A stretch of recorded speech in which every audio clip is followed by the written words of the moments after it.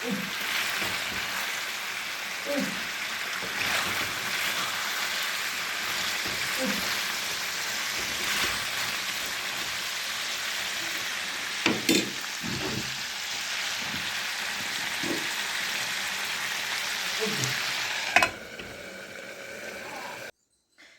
Everyone, तपाईँहरूलाई फेरि मेरो मुकबाङ भिडियोमा वेलकम छ हैन। सो आज भने चाहिँ म यहाँनिर खसीको मासु हैन, देन आफ्टर आलुदमसँग चाहिँ म खाना खानु गइरहेको छु। सो तपाईँहरू माझमा सेयर गर्न चाहे, सो हेर्नु होला है। अब म खानेछु अनि मेरो हस्बेन्ड चाहिँ यहाँ छेउबाट हेरिरहेको छ। उहाँले चाहिँ अघि खानुभयो अनि म चाहिँ अहिले मात्रै खाँदैछु। गएँ है, ढिलो नगरिकन खाने, भोक अघि लागेको नि।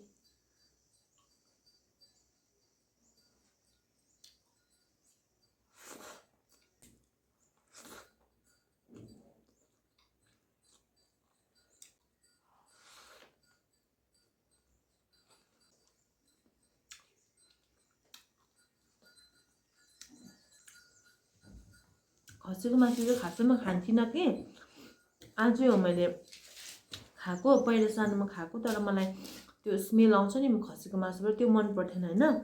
अनि मेरो बुढाले चाहिँ हिजो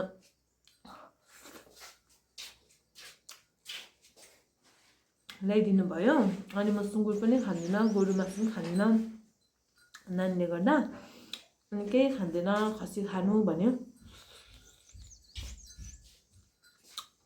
अन्त लु नि त ट्राई गरौँ भनेर चाहिँ खसीको मासुमा चाहिँ यति दामी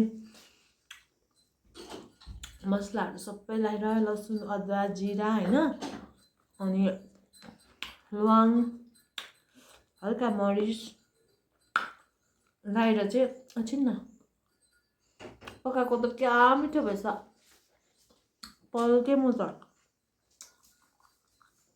त्यही पकाएको चाहिँ खाँदिनँ म।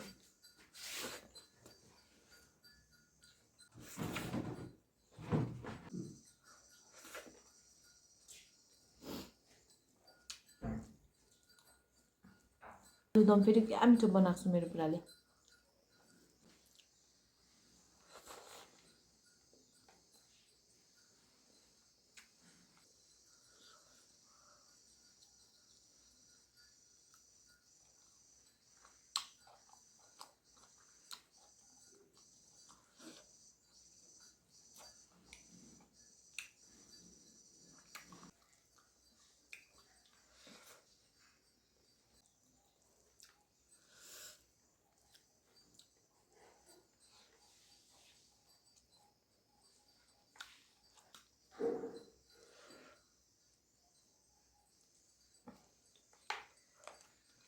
मलाई चाहिँ नि यो मासु पकाउनु चाहिँ बुढाले सिकाएको कि दामी भन्छ।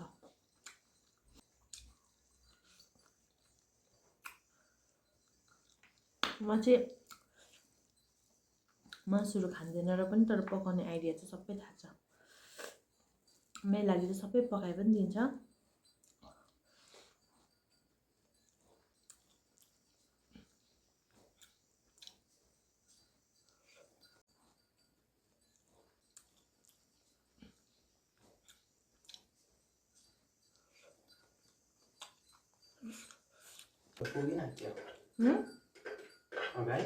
अगाडि त्यो अलिकति किन उभार्नु भन्नु नि।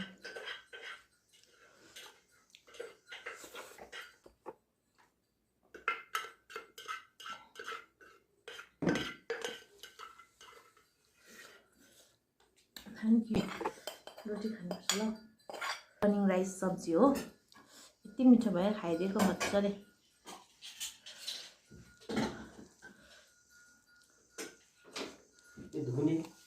धुनुपर्छ।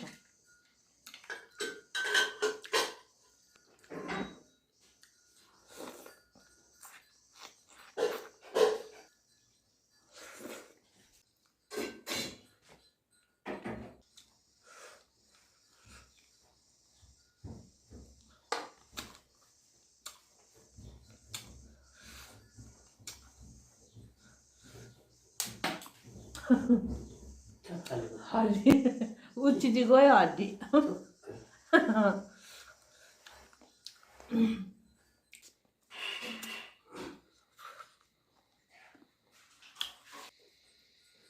सो मैले चाहिँ टाकटुक खाएँ होइन अब यो हड्डी त खानु सक्दैन कुकुरले खान्छ सो एनिवे